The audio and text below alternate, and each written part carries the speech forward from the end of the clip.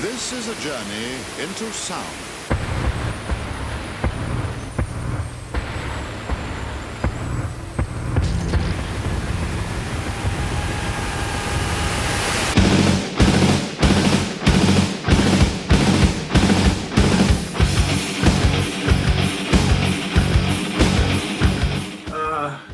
This is tough to talk about, to be honest with you. The emotions, the ups and downs of being in and out have really, I mean, I don't mean to be hard-ended, but I'm not even hard at all. I mean, it could be a whole lot more, but there's a certain point in time you have to keep it at even, but you have to give and take. And that's what we're looking for, you know? But it's about relationships. It's about, do you have the head for it? Do you really want to do this? Do you really care about this band? Do you want to keep going or don't you? Do you respect one another? You have to have that. You can't, everything is not about yourself. You can't just do it for yourself. I understand you have goals, but the goal is about the band. The band is really about relationship. It's so strange for me to even talk about this now because it's like Joey, Joey's back in the band now. It's like he's never been gone. By the time we finished the 1.5-year touring cycle, 21 months of touring cycle, and then, Killer Bees comes out. By that point was when I think the last thing we did together as a band with Joey was Married with Children. And then it wasn't long after that when we made the change. It was a hard thing. It was a hard thing to when Joey was out. It was a change, but I think it was best for the band. I think because we were going. It was a hard decision. I think we were going in a different way musically, and you could hear it. But through that whole cycle, slowly, it wasn't a quick decision. It was we were very much a united front, the four of us, because otherwise it wouldn't have happened. And I feel horrible. And Joey's my brother, I mean, we're the ones on the road that, when we're on the road, it was me and him. We spent most of our time together. We have a lot in common as far as music goes and just who we are and stuff. So 1991 me was more arrogant than I am now.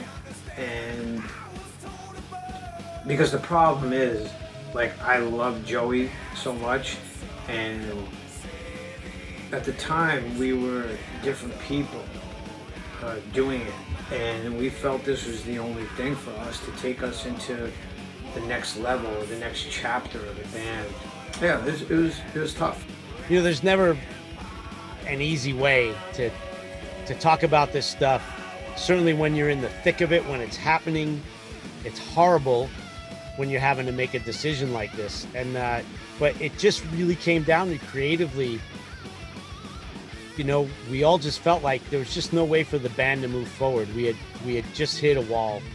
It was the heaviest decision in the history of the band, certainly. And even that's, I feel like, doesn't give it the weight that it needs, and it was never anything personal with Joey. It was never personal with him.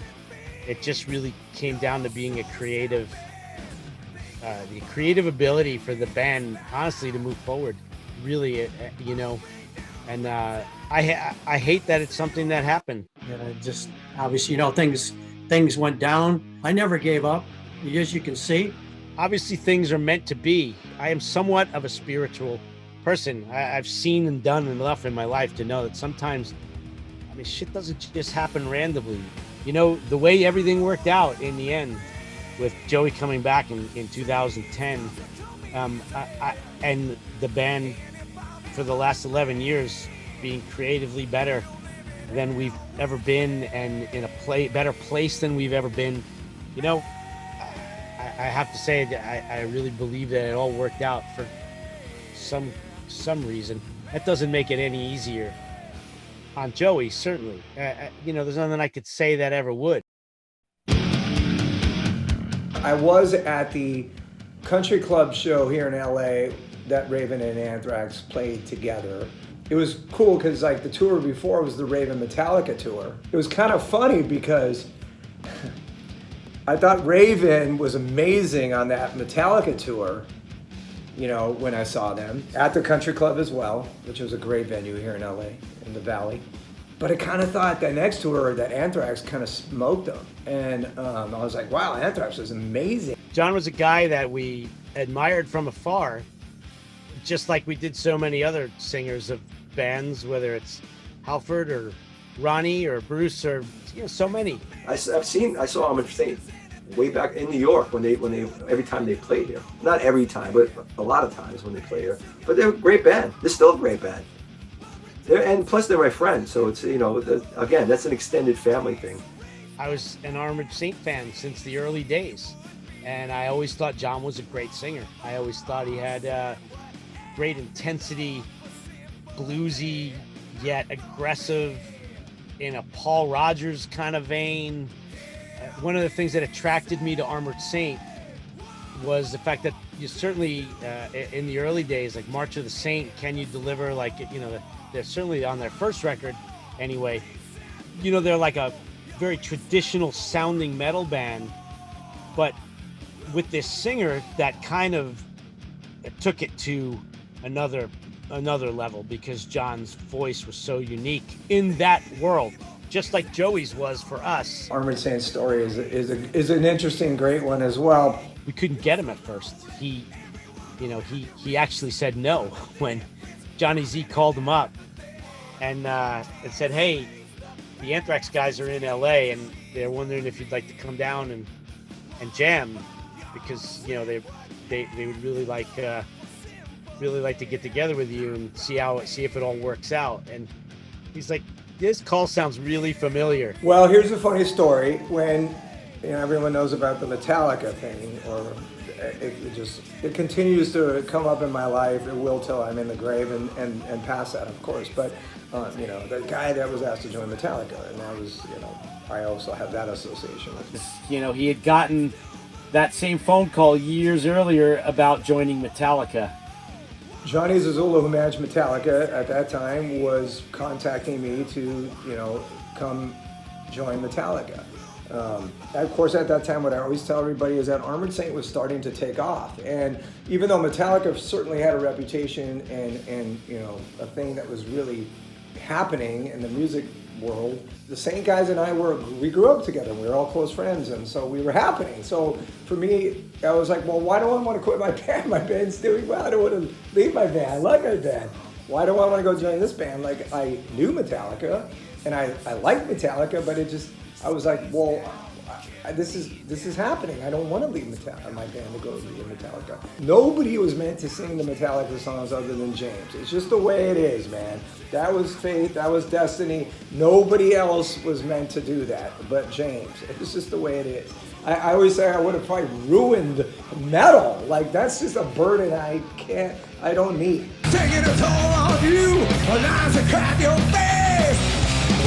Body and hair torn through, with it in every place. Here we go, like 10 years almost later, I come home, you know, my answering machine, push play, there's a message saying, "This is John Zazula's office, please call us." And I was like, what?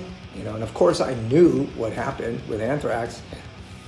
And it's just like, wow.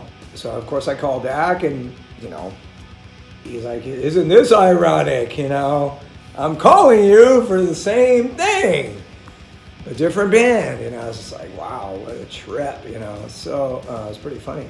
I didn't want to leave Armored Saint again to join Anthrax right away. I actually said no, I think. And then eventually he came back to me and he's like, "You know, I'm coming back to you."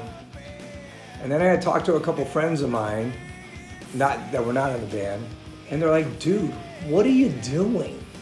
What are you, like, are you stupid?" It would have been a bigger mistake for me not to join Anthrax than it would have been to join Metallica, because, you know, that went on in my life, you know, and that I probably had, it was somewhat fate that I was supposed to do that. You know, the sound of John Bush, if you listen to Armored Saint records, number one, he's just got a great voice. It's a raspy kind of vibe. It's a raspy kind of voice it's infectious. It's just the great, you know, and not to say, I mean, You see, we have two different sounds, you know, and I'm not comparing them. I think they're both great equally, honestly. I have to say this because that's truly how I feel. Joey has a great voice, but it's a cleaner kind of voice, and John has more of a raspy voice. I think where we were going at the time, you know, it was mixing in with that, and it kind of sounded like it fit in for that kind of music. If there, you know, one good thing about making that decision at that time was we weren't in a situation where we wanted to go out and like audition 100 guys, and like we knew we wanted John. Like we knew we wanted him. That was the guy for us. Like we pretty much solely, even though there were auditions held, which we had nothing to do with. But we really wanted John. So then I went to New York, and you know, I felt like the first thing we did was, I can't remember exactly, but I mean, they had music obviously for like 5, 6, 7 songs already that would go on White Noise, but you know, the first song we kind of really worked on was Only, and Scott had an idea for it, and then I just kind of worked on a couple things, and we literally wrote that song probably in like an hour. You know, of course the music was done, but when we put the vocals to it, I felt like it was just something we really wrote really fast, and it was like, holy cow, you know, this song. And at that point, it was like, okay, how are you gonna deny that? It's amazing, you know. So that was that. I believe that we had 2 separate Anthraxes. The way I look at Anthrax as, again, band member and fan, I believe there's 2 separate versions of it. You know, there's the Belladonna era, of course, that from the beginning to Persistence, and then the John Bush era, who I'm equally fans of. You know, I think we got really fortunate to have these amazing singers in our group, you know, and even the Neil Turbin stuff. That was just, we've been really fortunate with that.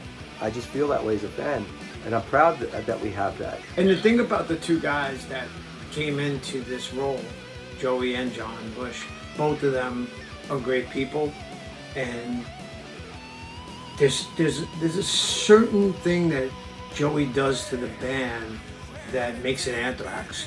And then there was a certain thing that John did to the band that made it that other Anthrax. It was a totally different band, but with the same name. Going into '94, we could sense that things were changing in the business.